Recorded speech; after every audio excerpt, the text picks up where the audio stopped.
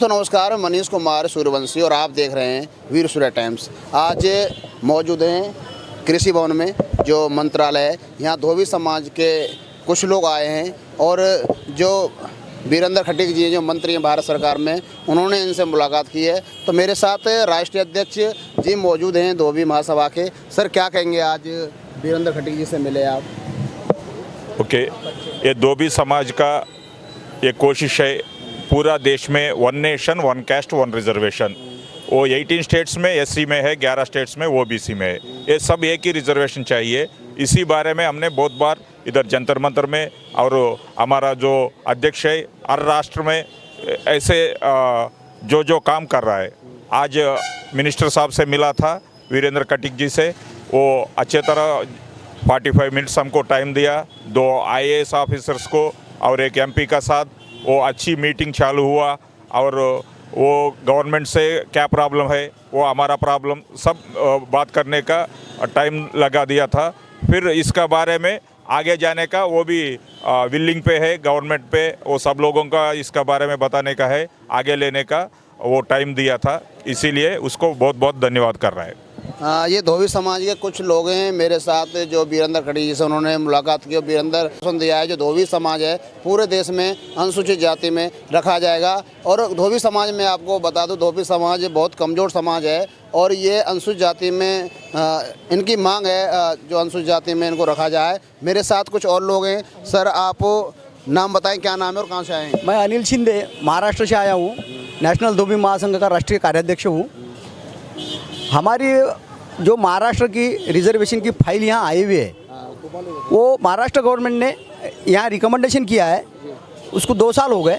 उसी के लिए इन्होंने RGI ने जो रिपोर्ट मंगा था वो हमारे को नहीं चाहिए। RGI का रिपोर्ट और NCPC का रिपोर्ट हमारे लिए नहीं चाहिए, इसलिए कि भांडे कमेटी जो महाराष्ट्र में बिठाई गई थी, भांडे कमेटी ने जो रिपोर्ट दिया उसमें उन्होंने इनजस्टिस बताया है। उसकी जो फाइंडिंग है वो फाइंडिंग में इनजस्टिस आया है।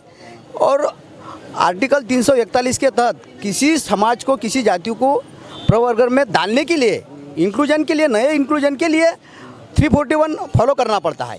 और उसके लिए फिर 2005 का इनका जो सेंट्रल गवर्नमेंट का सर्कुलर है उसके मुताबिक उनको RGI का और अपने राष्ट्रीय मागासवर्ग आयोग का दोनों के रिपोर्ट लगते। और हमारी जो भांडे कमेटी की जो रिकमेंडेशन है वो ऐसी है कि धोबी समाज 1960 तक महाराष्ट्र में SC में था, उसको जो निकाला गया वो 341 के तहत अमेंडमेंट नहीं लेते हुए निकाला गया, इसलिए इनको गलती से निकाला गया। ये गलती सुधार के इनको पूर्ववत वही प्रवर्ग में डाला जाए, ये रिकमेंडेशन यहाँ आया हुआ है। लेकिन गए 3 साल से RGI और ये सोशल वेलफेयर सेंट्रल का ये हमको इधर के उधर, उधर की इधर ऐसे जो घुमा रहे हैं, वो आज हमने मीटिंग में उनको क्लियर किया कि ये दोनों हवाले की हमको ज़रूरत नहीं है। आप सेंट्रल गवर्नमेंट से एक पत्र स्टेट को दे दीजिए कि ये सिर्फ टेक्निकल मिस्टेक सुधारने का ये है, ये जैसे थे वैसे इनको पूर्ववत प्रवर्ग में डाला जाए और टेक्निकल मिस्टेक सुधार के इनको न्याय किया जाए इनके साथ में, ये हमने मीटिंग में बताया है। अनिल जी, बात की जाए वीरेंद्र खटीक जी जो मंत्री हैं भारत सरकार में, उन्होंने कब तक आश्वासन दिया है, कब तक जो धोबी समाज एक अनुसूचित जाति में शामिल किया जाएगा अन्य राज्यों में? खटीक साहब ने बोला है कि भाई जो अभी स्टेट गवर्नमेंट से जो आया है उस पर मैं स्टडी करके आपको 2 या 3 महीने में इसका टोटल रिजल्ट दे देता हूँ। मेरे साथ कुछ और लोग हैं जो लगातार जंतर मंतर हो या दिल्ली की अन्य जगह हों या पूरे देश में हो, वो धरना प्रदर्शन करते रहते हैं। उनकी एक ही मांग है कि धोबी समाज को अनुसूचित जाति में पूरे देश में शामिल किया जाए। मेरे साथ कुछ लोग हैं। क्या नाम है सर आपका? मेरा नाम राजू दिवाकर है। तो सर कहाँ से हैं आप? मैं दिल्ली से हूँ और राष्ट्रीय प्रमुख महासचिव नेशनल धोबी महासंघ, पूर्व दिल्ली प्रदेश अध्यक्ष भी हूँ। और आज हमारी मीटिंग सामाजिक न्याय मंत्रालय में डॉक्टर वीरेंद्र खटीक साहब के साथ थी। तबीयत ख़राब होने के बाद भी उन्होंने मेरे को बोला नहीं आप आइए राजू जी, और 10 मिनट की एक मीटिंग है, आपके सामाजिक मीटिंग है। और भी मंत्रालय के काफ़ी सीनियर IAS अफसर हमारे साथ थे, हमारे कई प्रदेशों से हमारे प्रतिनिधि, हमारे अधिकारी आए हुए थे। उनके साथ बैठ के बहुत अच्छी मीटिंग हुई और उन्होंने ये आश्वासन दिया है कि बहुत जल्दी इसका रास्ता निकल के समाज और सबको, जो आदरणीय प्रधानमंत्री जी जो कहते हैं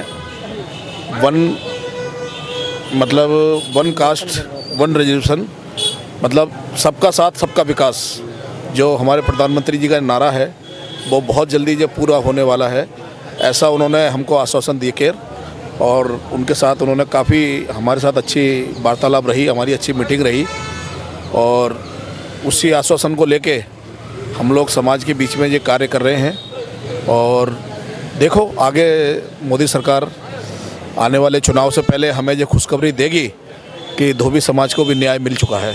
अगर सर बात की जाए धोबी समाज, अगर प्रशासन में बात की जाए, राजनीतिक क्षेत्र में बात की जाए, नागरिक की संख्या में क्या संदेश रहेगा सर? आपको लगता है कि अनुसूचित जाति में आएगा तो राजनीतिक में भागीदारी रहेगी और समाज शासन प्रशासन में भागीदारी? देखिए ये तो बात सही है। अगर हम अपनी एससी कैटेगरी में आएंगे तो हर चीज़ में हमारी भागीदारी आएगी। पार्षद भी बने जाएंगे, एमएलए भी बनेंगे, एमपी भी बनेंगे, और उत्तर प्रदेश में बन भी रहे हैं। बाकी राज्यों में अगर सरकार की तरफ से हमको जो बेनिफिट मिलेगा तो हमारे आने वाले भविष्य जो हमारे बच्चों का है वो अच्छा रहेगा, और हमें भी, हमारा भी मार्गदर्शन लोकसभा तक, राज्यसभा तक खुलेगा, और उसमें समाज की बात जो होगी तो बहुत अच्छी बात है। और ये हमारा कहना नहीं है, ये तो आदरणीय प्रधानमंत्री जी का ही कहना है कि सबका साथ और सबका विकास। तो उसी बात को लेके हम तो उन्हीं के आश्वासन पर चल रहे हैं, और सब कुछ करने वाले वही हैं। अगर सर देश की राजधानी दिल्ली में बात की जाए तो धोबी समाज की भागीदारी राजनीतिक तौर पर बहुत कम है सर। एक्चुअल में क्या है, समाज हमारा जो है ना वो अपने कारोबार में ज़्यादा मगन रहता है, और अगर उसके पास कारोबार नहीं होता तो शायद हो सकता है वो राजनीति में आता। और वैसे भी अभी हमारे 2 पार्षद हैं दिल्ली में, ऐसी बात नहीं है, पर अभी लोग खुल के नहीं आ रहे हैं, खुल के आएंगे, समय लग रहा है। और पहले से समाज बहुत उभर के आया है, और आने वाले टाइम में समाज बहुत उभर के आएगा। ऐसा तो नहीं है कि समाज मतलब ये दबला कुचला समाज है, ऐसा नहीं है। ये बहुत पढ़ा लिखा समाज है। अगर इसका इतिहास उठा के देखेंगे तो आपको इस बारे में पता लगेगा। और हमारे संत गाडगे महाराज जो अमरावती से आते हैं, उनका भी ये संदेश है कि भाई जो शिक्षा की ओर चलेगा वो देश की ओर बढ़ेगा। और बाबा साहब अम्बेडकर के वो गुरु रहे, उन्होंने उनकी मतलब प्रेरणा से, और ये सब हमारे पूर्वजों की देन है। ऐसा नहीं है धोबी समाज बिल्कुल ही गिरा हुआ है, ऐसा नहीं है।